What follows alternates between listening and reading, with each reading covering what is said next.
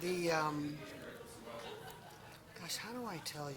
If you look at it, you can see it kind of curves this way to the right, kind of depressed on this side, so it kind of goes, sits inside the body like this, okay? So the bowing kind of goes to your visual right on the patient's left. So that's how you know it's the front. So this is front, that's back.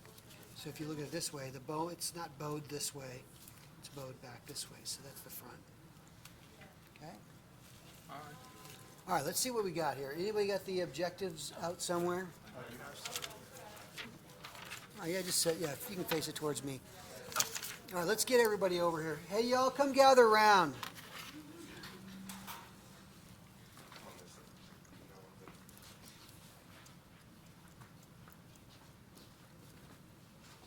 It's all quiet. It might be easier for some of you to go to that side, too. You'll still be able to see. I'll try to show everybody pretty much what you need to see. We have everybody over? All right, so the question was, how do you tell which is the right and left side, or which is the front and the back? Well, if you look at the heart, it should kind of bow towards the patient's left side or towards your visual right side. So if you look at the bowing, this is the front, so it bows this direction. It's kind of concave this direction, convex that direction. You with me? So concave that direction, convex. So that's facing, I'm facing towards, if Dan was, if that was Dan's heart, he'd be facing, or I'd be facing towards him. That's set inside his body like that. So this is the left ventricle. That's the right ventricle. Okay. So if we look, we can see, let's see, what does it say? Mediastinum, we know what the mediastinum is now. Pericardial sac, the pericardial sac's been removed so they can get the heart, actually see it. Remember, the pericardial sac is the sac that the heart sets in. So it stays back with the sheep and then doesn't come with the heart. Pericardial cavity, of course, would be the space between the pericardial sac and the heart itself. Remember, this is epicardium, which is the same thing as the visceral pericardium. Okay? So that's one thing that Camel and I could do. We could put a pin there and say, what is this outer layer of the heart? And you would say epicardium or visceral pericardium. Either one would be fine. Okay. Next one, let's see, visceral pericardium, we talked about that. Myocardium, so if we open this up, you can see there's actually three layers to this. The outer layer is the epicardium or visceral pericardium. The myocardium is the muscle in the center, okay? And the innermost is going to be our Teflon layer we talked about before, which is going to be endocardium. Okay, coronary blood vessels, as we said before, we're not going to ask you to know each one individually, but let's see if we can find. So They're going to. Go ahead. We can cross those off. What I might, not necessarily, I'm not going to ask you specifics, so we might put a little pin here and say, what is the vessel that lies in this space? And you would say a coronary artery or cardiac vein, something like that. What's interesting, when we look at this, notice there's a lot of fat on the heart. So the fat's good and it's bad.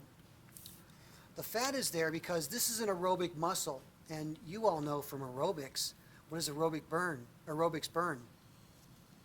Fat, right? When you do aerobic exercise, you're trying to burn fat, aren't you? So because it's an aerobic muscle, always working, never rests, it can't rest. If it rests, we're in trouble. It likes to use fat as an energy source. So this fat sets in those grooves where the vessels reside. So it mobilizes the fat. So that's good because it's an aerobic muscle. We need to use fat. It's also bad because this is where it has a tendency to accumulate in those vessels when we got too much of it. Okay? So blood vessels, then left and right atria. So if we look at this, we're going to say, okay, remember I said it kind of bows to the left side. So now we know this is the left side. We also know that this is the left side. Another way you can tell it's the left side is because the left ventricle is larger. It's not larger. It's thicker. It's not larger because what equals, and we'll learn this in lecture, there's a law called Stirling's law. It says that bones model to the stresses. No, just kidding. Stirling's law states that, yes, some of you in AP1 know what I'm referring to there. Stirling's law states that what enters on the left side of the heart, or the right side of the heart, has to equal what exits the left side of the heart. So what comes in in the same given unit of time has to equal what leaves the other side. Otherwise, we have blood backing up somewhere, don't we? Unequal entrance and unequal exit is going to create or cause problems. So, the ventricular size is the same, but the wall thickness is different. So you can see the left wall. So let's look at this now. So here is the right side of the heart. Here's the left side of the heart. So when you look at it on the inside, if you look at the ventricular wall of the left atrium, see how thick it is? And see how thin the right ventricular wall is. Why is that? Because the right ventricular wall only has to push blood to the lungs. We'll explain how much lower the pressure is later on. Whereas the left ventricle has to push blood to the entire rest of the body and then back again to the heart. So it's got to pump harder. Okay? So then you know when you open this up that that thicker wall means that's left ventricle. Thinner wall is right ventricle. This is the interventricular septum. Okay? Okay, auricles. So we talked about ventricles. This is a right ventricle. This is the left ventricle. Left ventricle, right ventricle. If we go up above, these are the cusps. So this cusp right here represents a cusp of the valve that is the bicuspid valve because it's going between the left atrium, which is above the valve. There's the valve cusp. And then this is the left ventricle down below. So I'll do that again. Left atrium above, valve cusp. This is valve cusp over here, and then that's the left ventricle down below. So left atrium, and that means the one over on this side, up above, is the right atrium. So that's the right ventricle, that's the right atrium. Left ventricle, left atrium. Okay? All right, what else do you have? Pulmonary, so you got, auricles. We need to talk about auricles. Auricle means ear. Oracle is a soothsayer, right? If you're into the Matrix with Keanu Reeves, and who isn't? Then you know an oracle is a soothsayer. But this is auricle, A-U-R, not O-R. And so that right there is the ear-shaped auricle. Here's the other one, another auricle. We're not going to ask you on the test, which one's which. But we might put a pin in there and say, what is that flap? And you would say, that represents the auricle. Because it looks... What? For what purpose it serves? Well, we're not sure, but we think it allows kind of an accordion-like, Lucy. So when the atrium's closed, pulmonary trunk. All right, the pulmonary trunk, remember in my drawing up there, it leaves the right ventricle to go to the lungs. So it's kind of hard to find unless you know where you're looking for it. So this is, this is the right side, this is the left side. What I do is I go up into here, and that's where, it's already been cut, but that's where the pulmonary trunk is. So if we put this all back together, we follow this up, let's put the probe up in there. That's pulmonary trunk, they just cut it open. That's pulmonary trunk. It'd seal that shut if we did a surgery there. If I was a cardiovascular thoracic surgeon, now I could seal that, sew that back up. So that's that right there is the pulmonary trunk. And by the way, you can see the pulmonary semilunar valve cusps. Remember, so they're almost like little cups. There's one edge of one, there's an edge of another. You all see that over there? See if I can open this up so you can see it in there a little bit better. There's the valve cusp, see it? There's three of those.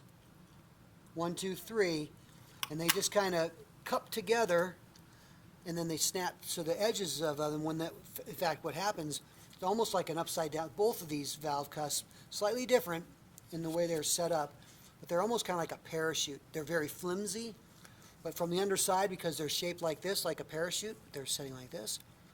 When they fill with blood, then they'll billow open. If we got two of them sitting next to each other, then the edge of those cusps, because they're very flimsy, fit together, seal together. So we got three of those little parachutes that snap, when they fill up with blood, they shut, almost like a little Bota bag. You've seen Bota bags, haven't you? You know what that means? Or like a, no, I'm trying to think, like I don't know what I'm talking about. All right, let's go on to Aorta. So now we want to take a look at aorta. Well, where is the aorta? Well, let's leave in the left ventricle, correct? So this is the left ventricle, left ventricle. So we know that that's the left atrium up above here. So we bring blood down from the left atrium into the left ventricle, then we shoot it out through this hole right here. This is going to be the aorta. See my little finger peeking out there? So that's the aorta.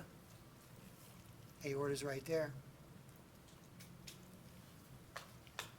Now it also has those same type of valve cuts. See them right there? It's been cut here, but see it? That's the aortic semilunar valve, just like the pulmonary that we just talked about. There's a valve cusp there. There's also another valve cusp right there. The third one's it's kind of, well, it's been torn, but it's right. It would have been right there. See it? So that's going to be the aortic semilunar valve, and that's aorta right there.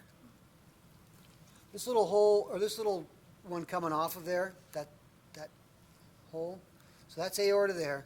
The smaller one right next to it is what we call the brachiocephalic trunk. And I don't know that you have to know that. Ligamentum arteriosum, you can scratch that off. Scratch it off. Ligamentum arteriosum. Don't have to know it. I will explain what it is and show you later on. The problem with a lot of these hearts is they cut them so close to they cut the vessels so close to the heart you don't see some of the structures that we want to see. Okay? So, aortic semilunar valve, we just mentioned that. Sorry, that was kind of that was loud. Aortic semilunar valve, we just talked about it right there. We talked about the pulmonary semilunar valve. Pulmonary veins. Now remember, an artery goes away from the heart, a vein comes back to the heart. Whether it's got oxygen in it or no oxygen. An artery always goes away, a vein always comes back.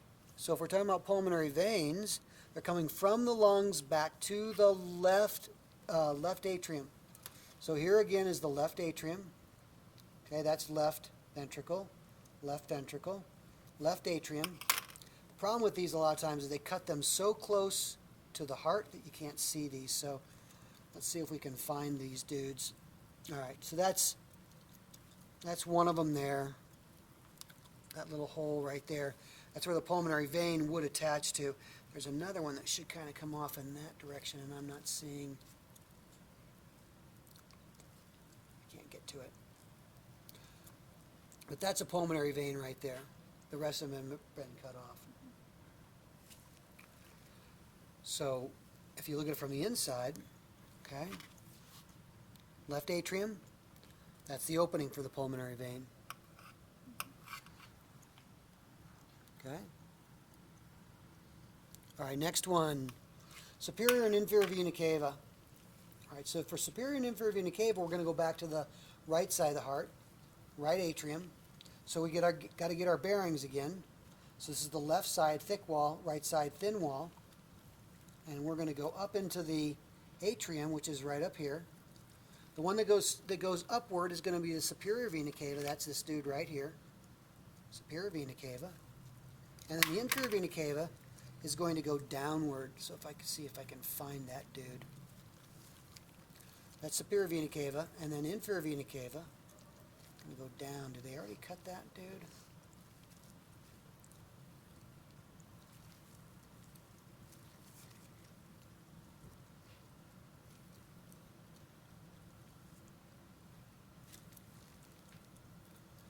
There it is.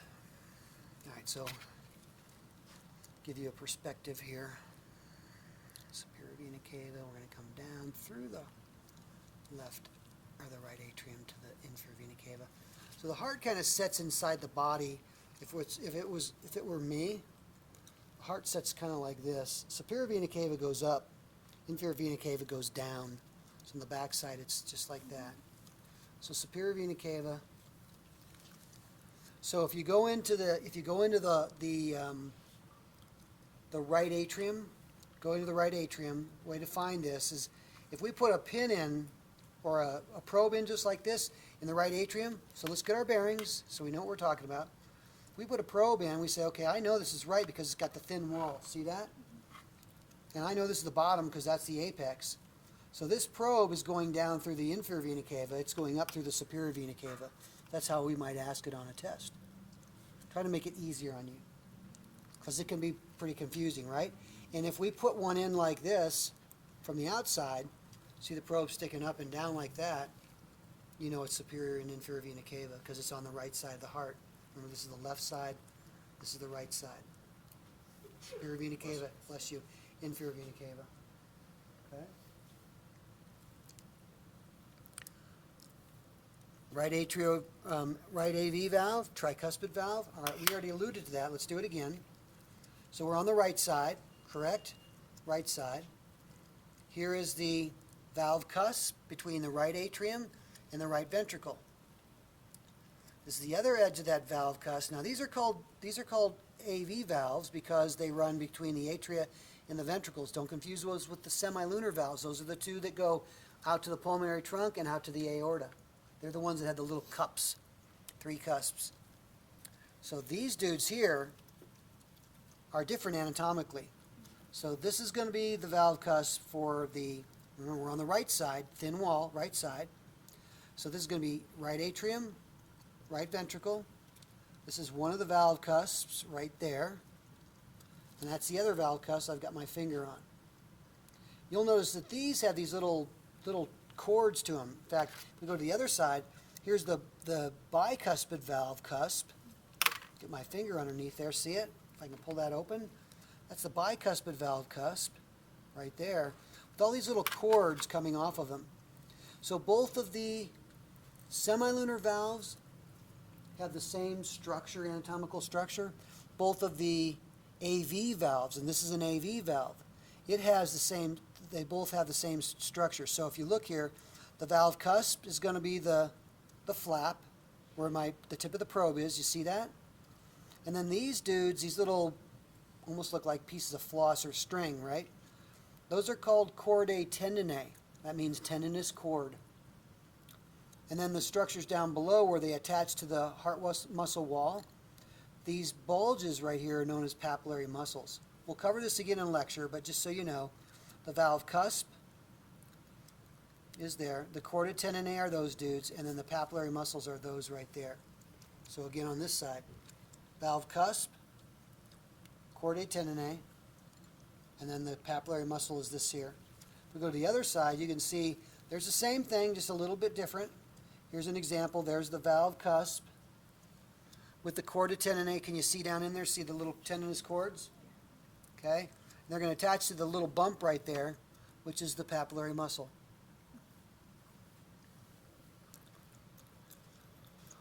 All right, interventricular septum, easy. The muscle between the two ventricles. Coronary sinus. All right. So coronary arteries take blood that's in the heart, basically just leaving the heart, and sends it to the heart muscle tissue. Does the heart need its own blood supply? Does the muscle of the heart need its own blood supply? You betcha. So those are called coronary arteries. We didn't talk about those other than the sense that they lie in these little areas where the fat is. So after the heart supplies, or the blood is supplied to the heart, we've got to take that blood that's gone to the heart muscle tissue and send it back to the heart to be pumped again. Well, it does that through what we call cardiac veins. We'll see those in lecture. But they all then dump back into the right atrium, which makes sense because the right atrium's taking blood from the perimeter, from the periphery, and sending it to the lungs to be re-oxygenated. So it makes sense that the blood coming from the heart muscle tissue itself also goes back to this starting point, the right atrium, to be pumped through the heart. So let's find the coronary sinus, if we could. Coronary sinus is going to be going in this direction. You see it. And it's going to be a hole next to the superior vena cava. So superior vena cava is right there. So I look up in there, superior vena cava. Right there is where the coronary sinus is. So let's show you again, if I can get that opened up. We'll see it from the outside. Come on, dude.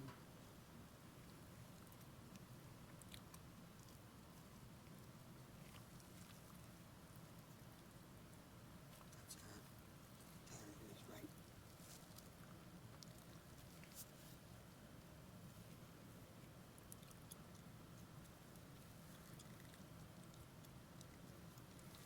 Where is that dude? I can't find it all of a sudden.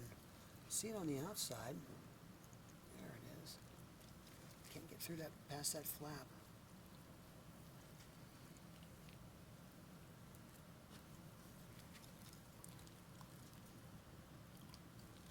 Sometimes there's little anomalies that make it hard. Is that filled with plaque? Somebody grab me another heart, if you could. All right, now I'm in it. All right, so what I'm going to do here is I'm going to run my probe, the tip of the probe on the outside, and you can see it. See it right there? See it right there? See the probe?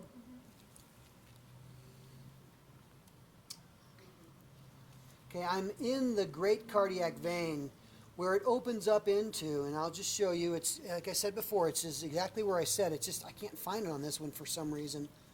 Good thing I'm not a heart surgeon, right? That would be freaky. I'm sorry, couldn't save you, because I couldn't find it. So on this one, you got superior vena cava. Okay, as I said before, it's a hole right next to it, and that's the cardiac, or excuse me, the coronary sinus with the great cardiac vein. So inside, I'll put the probe in there so you can see where I'm at. Who has another probe? Did anybody have another probe? I can show you where both of them are located. So it's in the coronary sinus and then the superior vena cava. So let's get a perspective here. Superior vena cava is this one going up. Okay. Coronary sinus is the hole next to it. Kind of fell out of it. So superior vena cava is going upward, and the coronary sinus is going transversely. Do you see that? So those holes are pretty much right next to each other. I'll see if I can show you all. Okay. So those are the two holes. Did you get to see that? Okay. Jamie? Let's see, covered that. Papillary muscles, we covered those. Chorda tendineae, we covered those. Left AV valve, we covered that. So we got everything. So I know it's kind of sounds intimidating. The best thing to do is play around with these, get them in your hands, see where, and find your starting place. As I said before, when you're looking at the heart, the front view is going to, and you're looking, and let's say we're looking at, because we always do it this way, we don't always think about ourselves as a subject. We think about someone else being the subject. So if, once again, Dan was the subject, that heart would set in there with the bow to my visual right-hand side, which would be in his body, his left-hand side. So that's left ventricle right there. This is right ventricle right there. Okay? So convex on his left side, concave more or less on his right side. All righty? All right. And then one